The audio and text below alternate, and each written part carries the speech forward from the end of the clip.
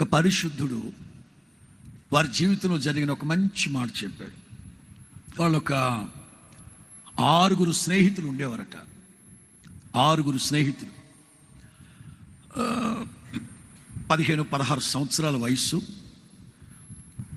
వాళ్ళ గ్రామానికి దగ్గరలో ఓ చిన్నపాటి అడవి, అది కుందేళ్ళు ఇట్లాంటి చిన్న చిన్న జంతువులు ఉంటాయి.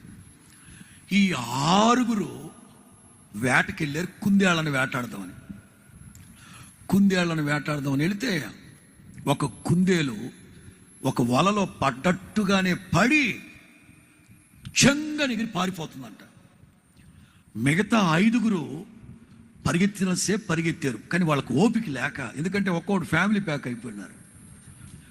ఓపిక లేక ఒకడు మాత్రం కుందేలు ఎంత వేగంగా వెళుతుందో దాన్ని వెంటబడి వెంటబడి వెంటబడి వెంటబడి వెంటబడి తరిమి తరిమి గంట సేపు ఆ కొమ్మ బుర్రకు టపాను కొట్టుకుని మరలా లేచి మరలా ఆట వెళ్తా ఉంటాడు. కొమ్మ దగ్గర దబాని కింద పడిపోయి మరలా కాలంలో ములుగుంచుని ఆ ముళ్ళు తీసి మొత్తం మీద పరిగెత్తి పరిగెత్తి పరిగెత్తి పరిగెత్తి పరిగెత్తి ఇప్పుడు పట్టుకోపోయేసరికి గోతులో పడ్డాడు. పడే క్రమంలో ఒళ్ళంతా ముళ్ళు రేకంప ముళ్ళు ఇరుక్కుపోయినాయి, తగులుకుపోయినాయి. మొత్తం మీద రక్త పడుగులు పడిపోయి తల పెచ్చ పైపోయి కొమ్మ తగిలిన దాడికి మొత్తం మీద ఆ కుందేలు పట్టుకుని గట్టిగా గోతులో పడుకున్నాడు. వీళ్ళు 5 గంటన్నర సేపు నెత్తుకుంటూ చూస్తాడు. అక్కడ ఉన్నాడు. అబ్బా మొత్తం మీద ఈ ఘాటిట్రా బయటికి తీసుకొచ్చాక వాళ్ళల్లో ఒకడికి మంచి ఆలోచన వచ్చింది. వాడు అన్నాడంట, ఒరే ఎంత ప్రయాసపడి కుందేలు పట్టుకున్నావురా, ఎందుకు నువ్వు కుందేలు మాంసం తినవు కదరా.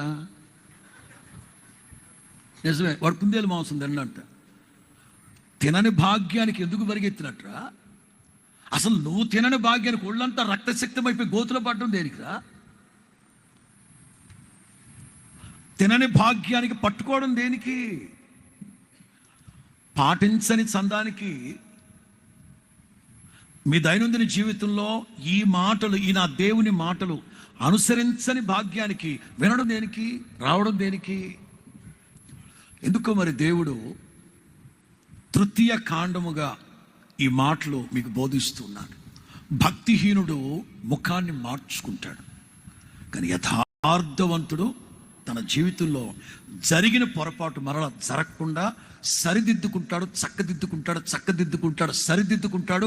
మరలా జీవితంలో నో మోర్ రిపీటెడ్, మరలా పునరావృతం కాకుండా కాపాడుకుంటాడు. అందుకే దావీదు, నా బాల్యకాలమందు తెలిసి చేశాను, తెలియక చేశాను. తెలుగులో బాల్య దశ, ఇన్ ఇంగ్లీష్ యూత్. చదవండి ఆ కీర్తన, 25వ కీర్తన.